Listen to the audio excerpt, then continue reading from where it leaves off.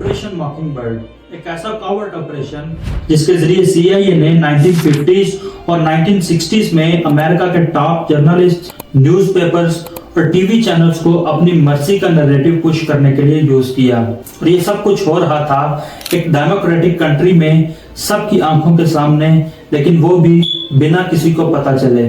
तो एग्जैक्टली क्या था ये ऑपरेशन मॉकिंगबर्ड, आइए जानते हैं आज की इस वीडियो में।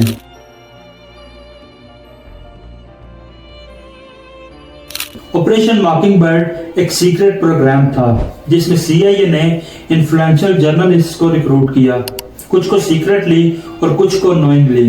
ये जर्नलिस्ट जो बज़ाहिर तो New York times, Washington post, CBS news और टाइम मैगजीन जैसे बड़े बड़े मीडिया आउटलेट्स में जॉब करते थे, लेकिन इनडायरेक्टली CIA के लिए भी काम कर रहे थे। CIA उनको न्यूज स्टोरीज देती थी जो या तो मिस इन्फॉर्मेशन होती थी या फिर कंट्रोल्ड नैरेटिव। और इस ऑपरेशन का मास्टरमाइंड था फ्रैंक विजनर, CIA का एक सीनियर ऑफिसर जिसे इंटरनली बोला जाता था माइटी वुरलिट्जर, क्योंकि वो मीडिया के थ्रू पब्लिक ओपिनियन को ऑर्केस्ट्रा की तरह कंट्रोल करता था। एलन ड्यूल्स, CIA के उस वक्त के डायरेक्टर, ने भी इस प्रोजेक्ट को कंप्लीटली सपोर्ट किया। और ये ऑपरेशन सिर्फ USA तक लिमिटेड नहीं था। ऑपरेशन मॉकिंगबर्ड का ग्लोबल आउटरीच था।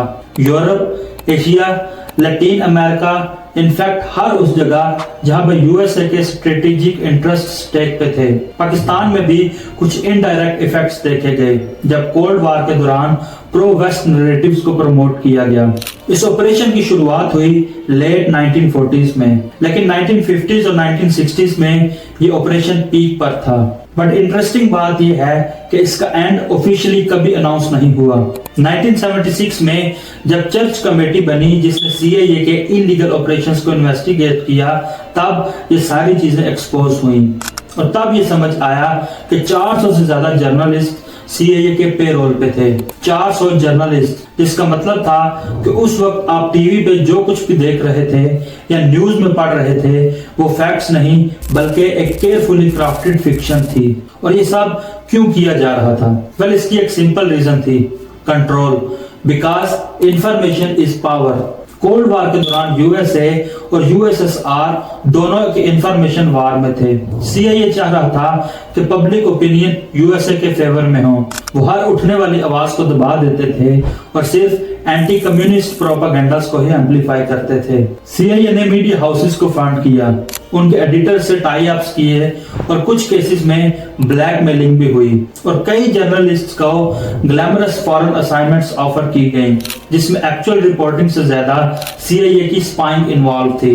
अब एक पल के लिए जरा सोचिए, अगर 1950s में ऑपरेशन मॉकिंगबर्ड जैसे सीक्रेट मैनिपुलेशन प्रोग्राम्स चल रहे थे, तो जब आज दुनिया पूरी तरह डिजिटल हो चुकी है, AI और सर्वेलेंस इतना एडवांस हो गया है, तो क्या वाकई सब कुछ ट्रांसपेरेंट है या फिर आज भी कहीं ना कहीं ऑपरेशन मॉकिंगबर्ड का एक नया वेरिएंट एक नई सूरत में लोगों को इन्फ्लुएंस कर रहा है? जरा सोचिए, जो आप टीवी पे देखते हैं, ये जो हेडलाइंस आप तक पहुंचती हैं, क्या वो असली सच है या फिर एक केयरफुली डिजाइन की गई इल्यूजन?